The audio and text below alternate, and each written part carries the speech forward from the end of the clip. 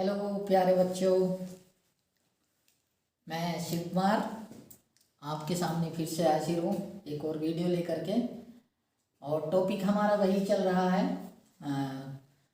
पृथ्वी के परिमंडल, जिसमें हम बात कर रहे थे स्थल मंडल की। और स्थल मंडल के अंतर्गत भी हमने एशिया महाद्वीप को पढ़ लिया था, लेकिन आज मैंने इसमें एशिया महाद्वीप को, एशिया न केवल एशिया महाद्वीप को, सारे महाद्वीप यहाँ पे दर्शाए हुए हैं। तो इसमें हम आज थोड़ा मैपिंग के माध्यम से जानेंगे कि एशिया महाद्वीप कहाँ है, कितना बड़ा है। ठीक है, तो इसमें मैं आपको बता देता हूँ कि एशिया महाद्वीप कहाँ पर है। तो सबसे पहले हम एशिया महाद्वीप की बात कर लेते हैं। तो देखिए, ये हमारा यहाँ से इस प्रकार से ये चलता हुआ ऐसे, फिर ऐसे नीचे को आया है ये, और ये साइड से होता हुआ ये देखिए आप, ये वाला इधर का ये सारा पोर्शन, और ऐसे होता हुआ ये भी सब एशिया महाद्वीप है।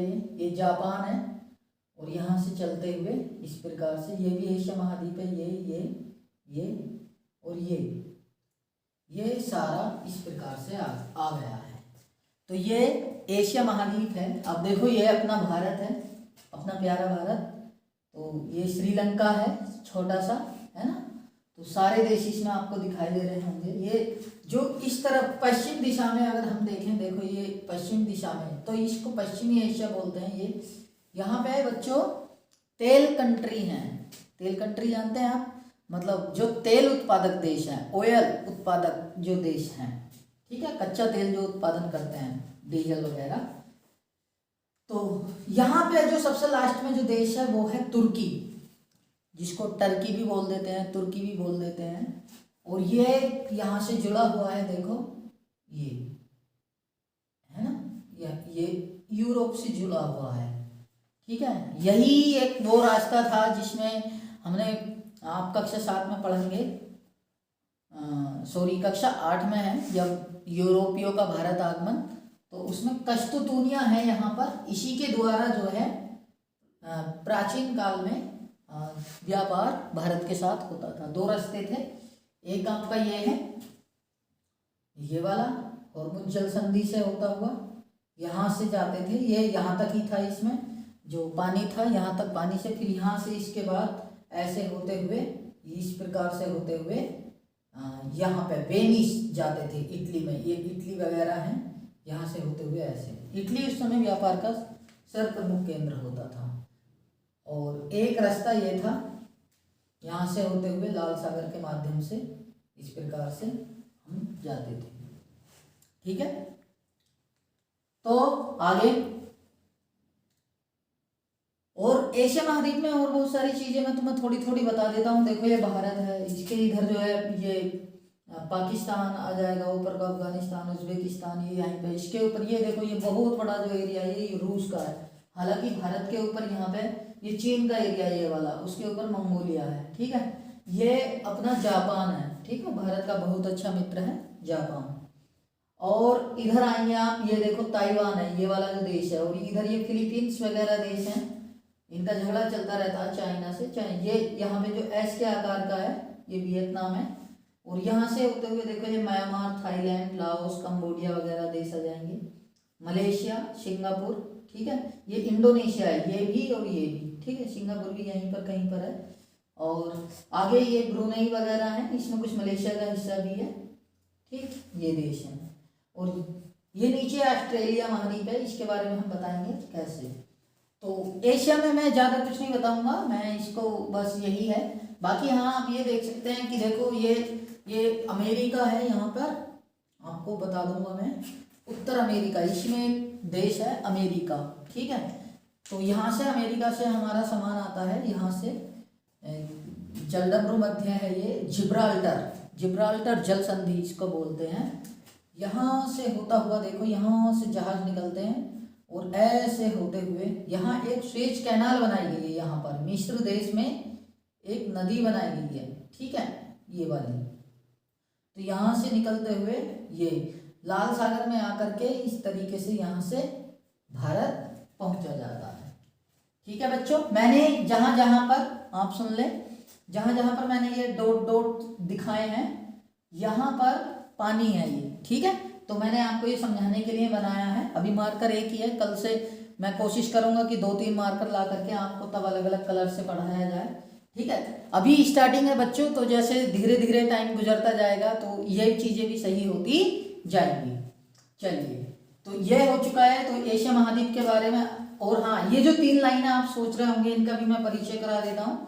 तो ये जो 3 लाइन है, इसमें ये वाली जो लाइन है ये है 0 डिग्री, यानी कि जिसको हम बोलते हैं भूमध्य रेखा, हमारी पृथ्वी के बीचों बीच से होकर के जाती है। और इसके जो ऊपर है, जो भारत, देखो भारत से गुजर रही है, भारत के बीचों बीच से गुजर रही है, इसको बोलते हैं बेटा कर्क रेखा। इस लाइन को क्या बोलते हैं? कर्क रेखा। और जो तीसरी रेखा है ये एक, इसको बोलते हैं हम मकर रेखा। तो आपको ये बात समझ में आ रही होगी ये 3 रेखाएं कौन सी हैं। और आपको मैंने बताया 0 डिग्री से ये 23.5 पर होती है, आपको याद हो 23.5 डिग्री नॉर्थ, और ये बेटा 23.5 डिग्री साउथ। इन दोनों के बीच का जो भाग है वो उष्ण कटिबंध कहलाता है। क्योंकि उष्ण कटिबंध मैं इसलिए बता रहा हूं क्योंकि अभी ये शब्दावली आने वाली है, ठीक है। तो अब किसकी बात की जाए? एशिया में मैंने तुम्हें समझा दिया है, एशिया से ये टच होता हुआ कैस्पियन सागर है, ठीक, ये काला सागर है, और ये भूमध्य सागर है, क्योंकि भूमध्य रेखा के आसपास है ये, तो ये भूमध्य सागर है, ठीक है। और यहाँ से ऐसे इसके बारे में बता दिया है, ये अपना श्रीलंका है, ठीक, ये हिंद महासागर है। सागरों के जब महासागर टॉपिक हम पढ़ाएंगे तो सबके बारे में बताएंगे, ठीक है। चलिए, तो आज हम जो बात करेंगे, हमने एशिया को पढ़ लिया था। ये बेटा कौन सा महाद्वीप है? एशिया। कौन सा महाद्वीप है ये? एशिया, जो वर्ल्ड का सबसे बड़ा महाद्वीप है। और यहाँ पर ये इसका जो क्षेत्रफल है वो 1/3 क्षेत्रफल है, पूरी दुनिया का 1/3। और यहाँ पर 60% जनसंख्या पाई जाती है। लेकिन एक अमीर देश केवल यहाँ पर है, जापान। जापान के बारे में बहुत दिलचस्प बातें हैं। देखो, वहाँ प्राकृतिक संसाधनों का अभाव है, फिर भी वो अपनी टेक्नोलॉजी के बल पर और अपनी कार्य क्षमता के बल पर बहुत ही जल्दी विकसित देश बन गया है। तो अब चलते हैं, आज जो हम पढ़ेंगे बच्चों वो अभी हमारा अफ्रीका। तो अफ्रीका देखो, ये वाला महाद्वीप है, सबसे बड़ा जो महाद्वीप है वो एशिया है, और एशिया से जो छोटा है वो है हमारा अफ्रीका। उससे छोटा कौन सा महाद्वीप है? हमारा अफ्रीका महाद्वीप है। तो आज जो बच्चों हम पढ़ने जा रहे हैं, अफ्रीका महाद्वीप के बारे में पढ़ने जा रहे हैं, तो आप ध्यान से समझना। चलिए देखते हैं। तो अफ्रीका महाद्वीप, सबसे पहली लाइन जो आपको लिखनी है, मैं देखो यहाँ पर लिखवा दूंगा छोटा छोटा करके, आप भी लिख लेना, वीडियो रोक रोक करके लिख लेना। तो सबसे पहले अफ्रीका महाद्वीप, इसके बारे में हम क्या लिखेंगे कि अफ्रीका महाद्वीप एशिया के बाद सबसे बड़ा महाद्वीप है। आप लिखेंगे अफ्रीका महाद्वीप, अफ्रीका महाद्वीप एशिया के बाद, एशिया के बाद सबसे बड़ा महाद्वीप है। एशिया के बाद सबसे बड़ा महाद्वीप है। देखो, लिखने के लिए कहीं जगह नहीं है और मैं इसको साफ नहीं कर सकता, बहुत मेहनत से बनाया है, तो इसलिए मैं ये खाली जगह मुझको दिख रही है, मैं यहाँ पे बना रहा हूँ। आप ये मत समझना कि सर वहाँ क्यों लिख रहे हैं, यहाँ पर लिख रहा हूँ मैं, ठीक है। मैं इसको साफ कर दूंगा, मैं फिर से लिख लूंगा, ठीक। तो लिख लिया आपने, अफ्रीका महाद्वीप एशिया के बाद सबसे बड़ा महाद्वीप है, ठीक, सही। अब आगे चलते हैं, देखो आगे क्या है इसके बारे में, अफ्रीका महाद्वीप के बारे में आगे क्या है।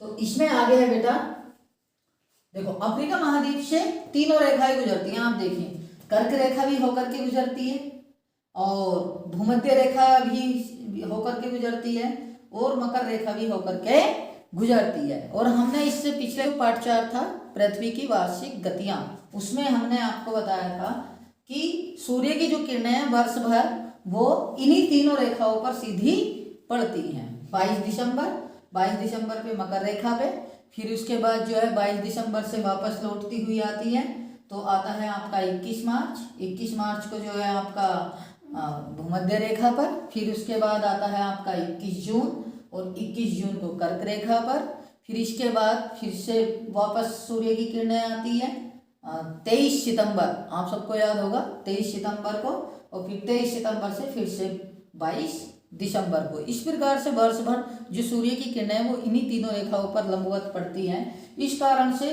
इस कर्क रेखा से मकर रेखा के बीच में बहुत ज़्यादा गर्मी होती है, और विशेष तौर से इन तीनों रेखाओं पर। तो जब भाई यहाँ पे देखो, अब आप अफ्रीका देखो, तीनों रेखाएं इससे होकर के गुजर रही हैं इस महाद्वीप से, तो एकमात्र महाद्वीप है जिससे तीनों रेखाएं होकर के गुजरती हैं। लिखो, आगे लिखेंगे इसमें, अफ्रीका एकमात्र ऐसा महाद्वीप है, ऐसा महाद्वीप है, अफ्रीका एकमात्र ऐसा महाद्वीप है जिससे तीनों रेखाएं होकर के, जिससे तीनों रेखाएं होकर के गुजरती हैं। तीनों रेखाएं मतलब तीनों रेखाएं अर्थात, ऐसे लिखना, अर्थात भूमध्य रेखा, कर्क रेखा व मकर रेखा। तीनों रेखाएं अर्थात भूमध्य रेखा, कर्क रेखा व मकर रेखा, आगे लिखो, गुजरती हैं।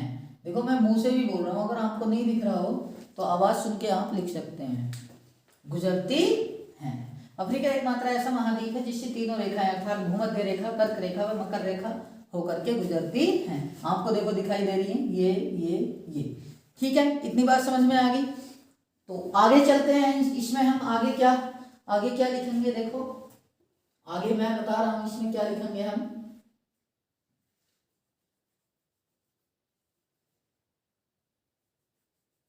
लिखिए आगे,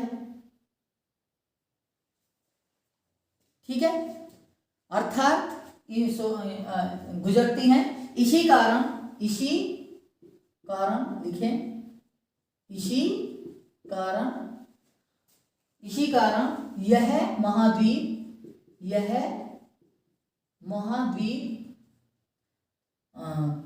अत्यधिक, ऐसे लिखेंगे, इसी कारण यह महाद्वीप सबसे गर्म महाद्वीप है, सबसे गर्म महाद्वीप है। इसी कारण यह महाद्वीप सबसे गर्म महाद्वीप है। बात समझ में आ गई। तो क्यों है गर्म महाद्वीप? क्योंकि सूर्य की किरणें वर्ष भर इसी पर चलती रहती है, तो इसी कारण जो है यह सबसे गर्म महाद्वीप है, जिसके कारण यहाँ पर लिखें, जिसके कारण यहाँ पर अत्यधिक वर्षा,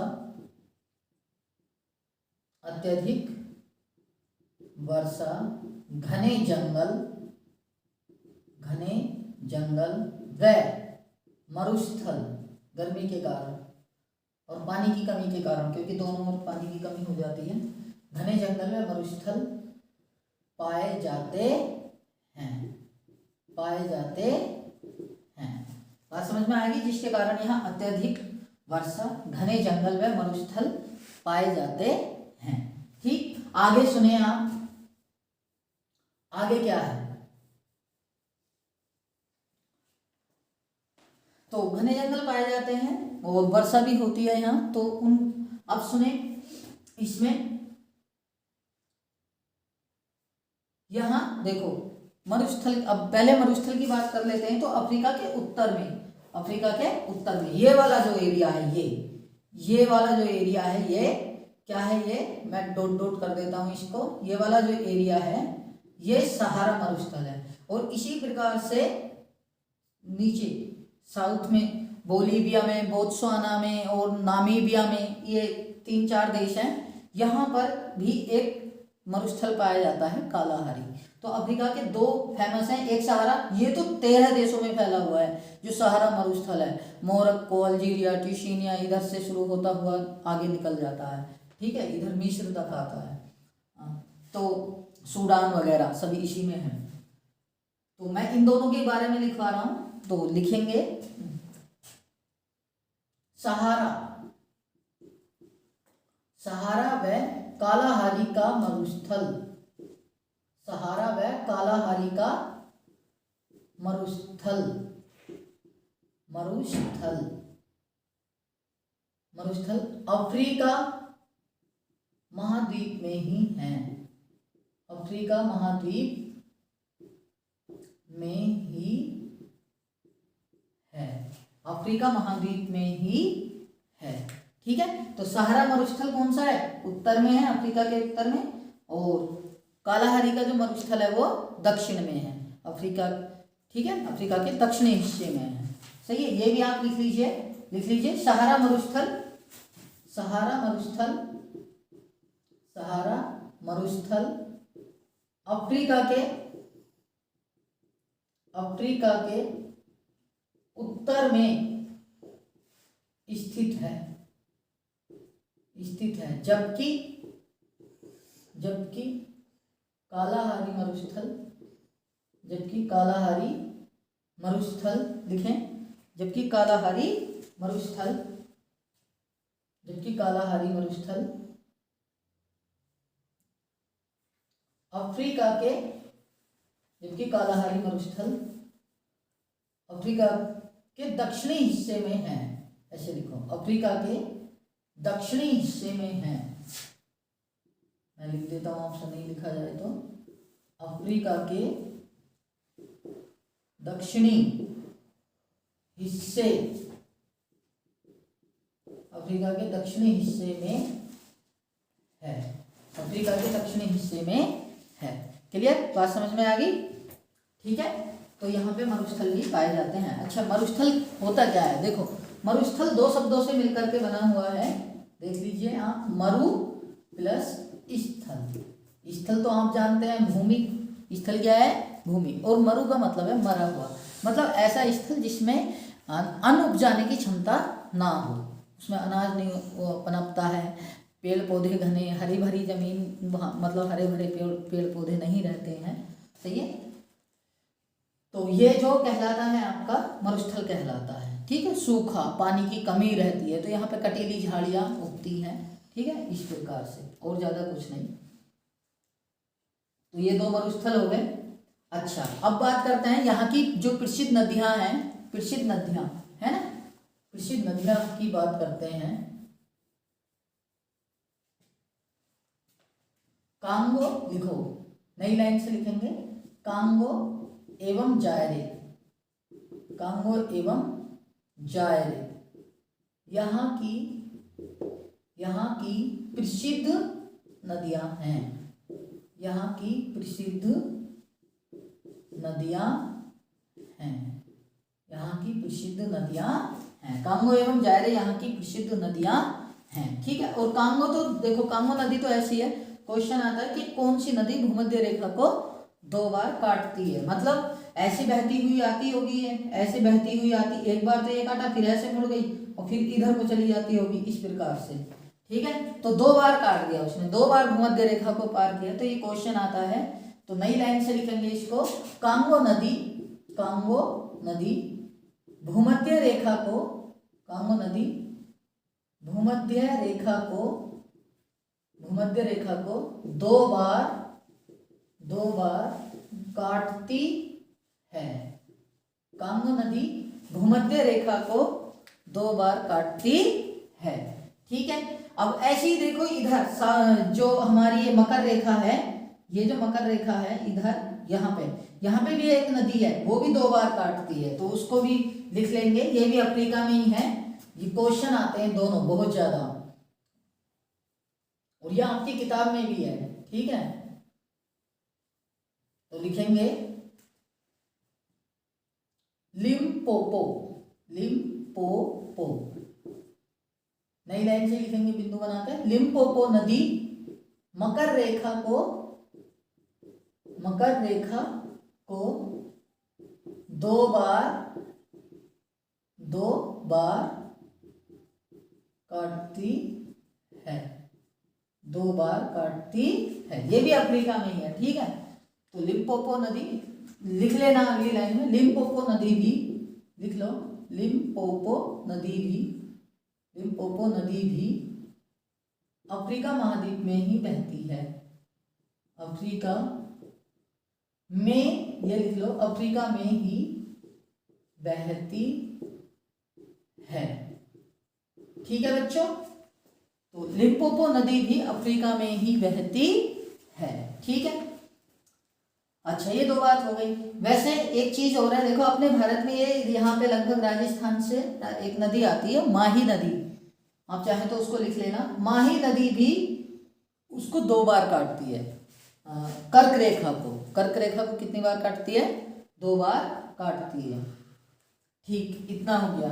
और क्या है, देखो यहाँ पे एक पर्वतमाला पाई जाती है, एटलस, ठीक है। वो यहाँ पर है, मोरक्को, ट्यूनीशिया, अल्जीरिया, यहाँ ये एक पर्वतमाला है। यहाँ पर्वतमाला जानते हैं, पर्वत पहाड़ है, ठीक है। तो एटलस पर्वतमाला, सही है। तो लिखेंगे, नई लाइन से लिखेंगे,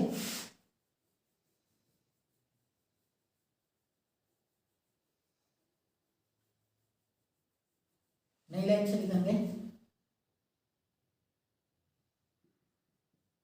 अफ्रीका में एटलस पर्वतमाला या पर्वत श्रेणी, कुछ भी लिख दो, श्रेणी लिख दो। अफ्रीका में एटलस पर्वत श्रेणी उत्तर पश्चिम में है ना, इस तरफ है ना, तो इसको बोलेंगे उत्तर पश्चिम में, उत्तर पश्चिम में है, उत्तर पश्चिम में है, ठीक है। क्लियर। देखो अभी अपने देश में चीते आए थे, चीते, ठीक है। तो चीते, यहाँ पर एक देश है नामीबिया, यहाँ पे ऐसे, यहाँ एक देश है नामीबिया, वहां से हमने अपने भारत में मंगाए थे ये आपके चीते, ठीक है। नामीबिया से 5 चीते मंगाए थे, 5 नहीं 8 थे, 8 चीते मंगाए थे, ठीक है। तो ये भी आप याद रखें। और क्या है अफ्रीका महाद्वीप के बारे में, तो अब देखो, हाँ एक चीज और, यहाँ पर जो है अफ्रीका में एक देश है मिस्र, और मिस्र में एक नदी बहती है, नील नदी। कौन सी नदी बहती है? उसका नाम है नील नदी। वो निकलती है तंजानिया की एक झील है, वहां से वो निकलती है, विक्टोरिया झील है शायद, मुझे क्लियर नहीं है, चलो देखो। तो एक झील से वो निकलती है तंजानिया से, ठीक है, नील नदी। तो वो अफ्रीका महाद्वीप की, न केवल अफ्रीका महाद्वीप की बल्कि वर्ल्ड की सबसे बड़ी नदी है। तो लिखेंगे आप इसमें, मिस्र से होकर बहने वाली, देखो मिस्र से होकर बहने वाली, मिस्र से होकर बहने वाली नील नदी, मिस्र से होकर बहने वाली नील नदी, मिस्र से होकर, सॉरी ये मिस्र मैंने गलत लिख दिया, मिस्र से होकर बहने वाली नील नदी अफ्रीका महाद्वीप की, अफ्रीका एवं, ऐसे लिखना, विश्व की सबसे लंबी, सबसे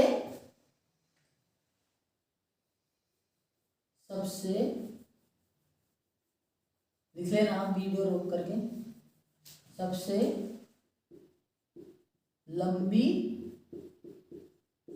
नदी है, सबसे लंबी नदी है नील नदी। और मिस्र को तो नील नदी का वरदान कहा जाता है, क्योंकि मिस्र जो है रेगिस्तान में बसा हुआ है, मरुस्थल में बसा हुआ देश था, लेकिन नील नदी में आने वाली प्रतिवर्ष बाढ़, और बाढ़ के साथ आकर के जो मिट्टी, उपजाऊ मिट्टी आई, वो उस मैदान में उपज जम गई और एक बढ़िया उपजाऊ मैदान का निर्माण हुआ, और आज मिस्र में अच्छी फसलें उगाई जा रही हैं। इसी कारण मिस्र को हम नील नदी का वरदान कहते हैं, ठीक। तो आपका ये हो गया, नील नदी हो गई।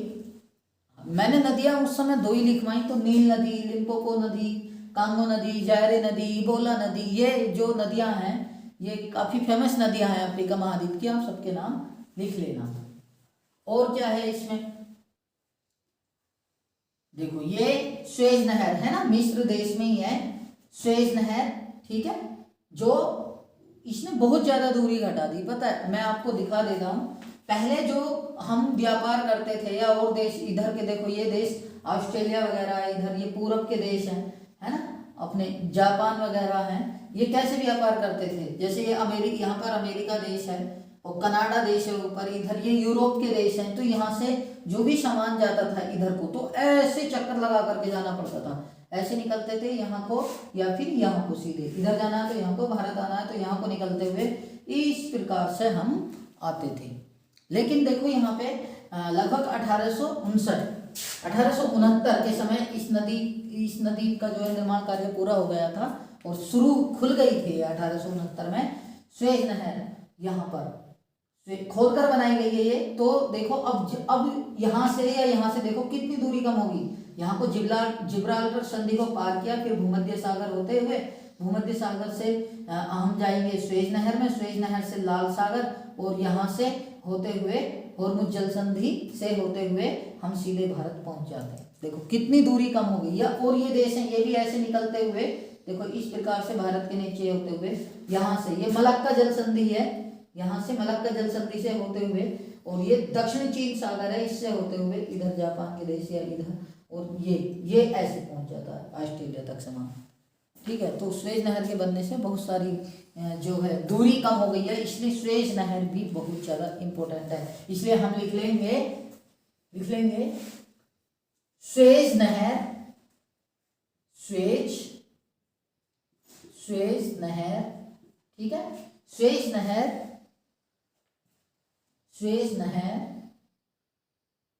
मिस्र में है, ऐसे लिखना, स्वेज नहर मिस्र में है, ठीक है। तो यह आपको रहेगा यार। और क्या है, देखो जो अफ्रीका महाद्वीप है, अभी इसकी बात कर लेते हैं। देखो तो इधर भी पानी है, इधर भी पानी है, नीचे भी पानी है, तो इसके बारे में हमें पता होना चाहिए। इसकी चारों दिशाओं के बारे में लिख लेते हैं। तो इधर जो है बेटा, ये यहाँ पर जो है ये हिंद महासागर है, क्या है, मैं चाहे तो आप कहें तो मैं लिख देता हूँ हिंद महासागर, हिंद महासागर, मैं थोड़ा सा क्या है ये, हिंद महासागर, ठीक है। अब ये हिंद महासागर, अच्छा इधर जो है, इधर है बेटा अटलांटिक महासागर, अटलांटिक महासागर, ठीक है। ऊपर वाला जो है देखो ये आर्कटिक महासागर है, चलो मैं महासागर लिख ही देता हूं, ये क्या है, आर्कटिक महासागर, आर्कटिक महासागर। अच्छा इस तरफ ये वाला जो है देखो, ये है प्रशांत, मैं मुंह से बोल रहा हूं, अगर आपको दिखाई नहीं दे रहा हो तो, प्रशांत महासागर, प्रशांत महासागर, ठीक है।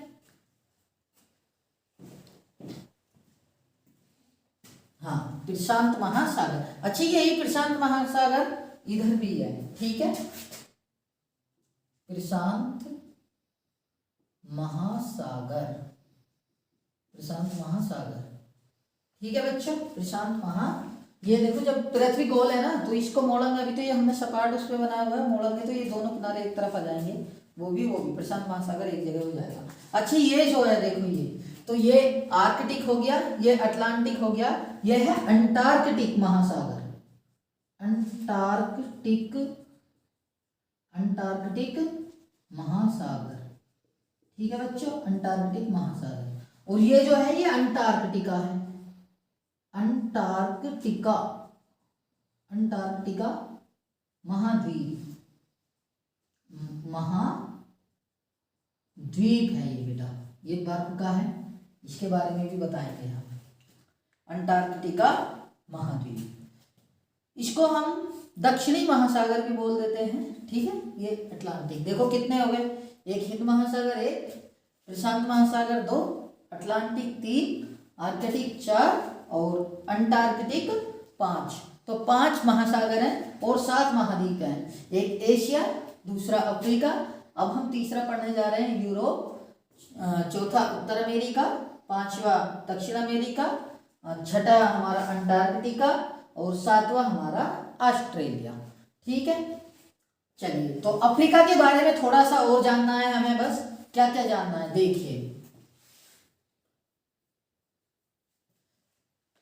तो पहले मैं समझा देता हूं फिर मैं लिखूंगा। तो अफ्रीका महाद्वीप के उत्तर में, यहां पर ये वाला अफ्रीका महाद्वीप के उत्तर में ये जो है, ये तो मैंने सहारा मरुस्थल लिखा था, इसका तो ध्यान रखना, ये है सहारा मरुस्थल। ठीक है,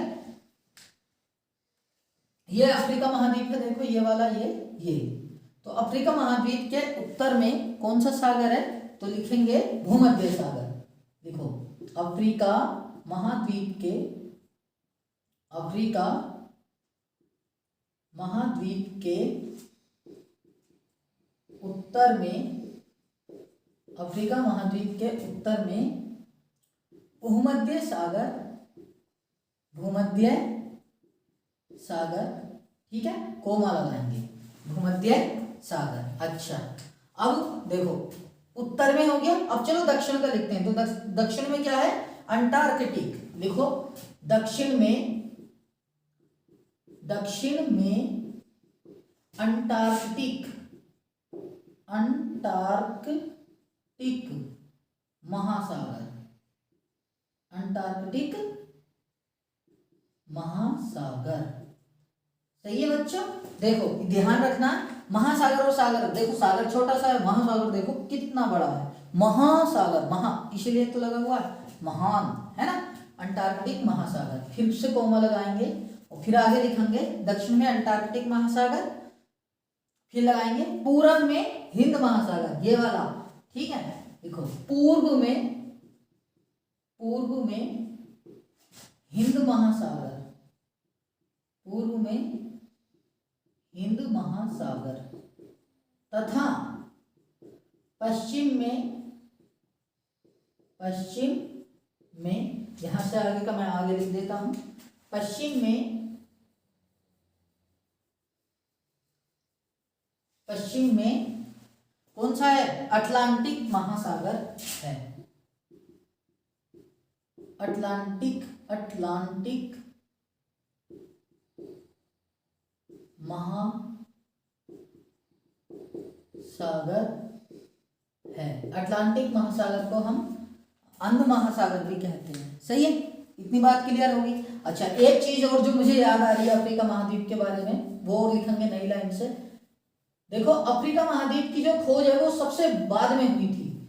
ठीक है, अफ्रीका महाद्वीप की जो खोज है वो सबसे बाद में हुई थी, इसलिए इसको अंध महाद्वीप भी कहा जाता है। ये सदियों से अन्य उस संसार से बिछड़ा रहा, ठीक है, अकेला रहा, तो इसलिए इसको हम अंध महाद्वीप भी कहते हैं। तो आप लिख लीजिएगा अफ्रीका महाद्वीप की, अफ्रीका महाद्वीप की खोज सबसे बाद में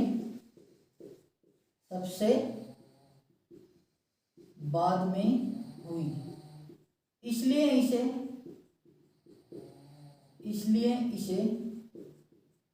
अंध महाद्वीप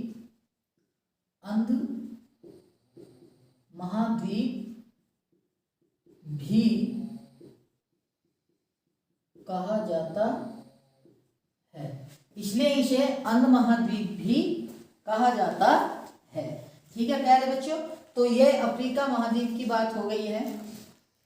सही है, और मैं समझता हूं कि आज के लिए इतना ही रहने देते हैं, वीडियो भी ज़्यादा बड़ी हो जाएगी।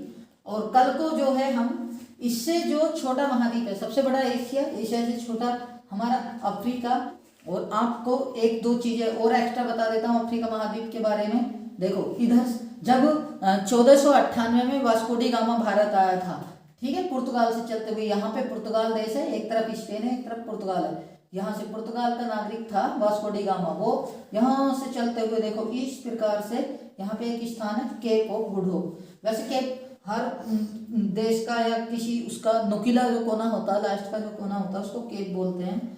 यहाँ से होता हुआ और ये यहाँ को आया था। अफ्रीका के पूर्व में ये मेडागास्कर द्वीप है जो कि दुनिया का सबसे बड़ा द्वीप है। ठीक है, हालांकि ग्रीनलैंड जो है वो एक द्वीप समूह है और ये जो है दुनिया का सबसे बड़ा द्वीप समूह है। ठीक, ये बात आपको समझ में आ जानी चाहिए।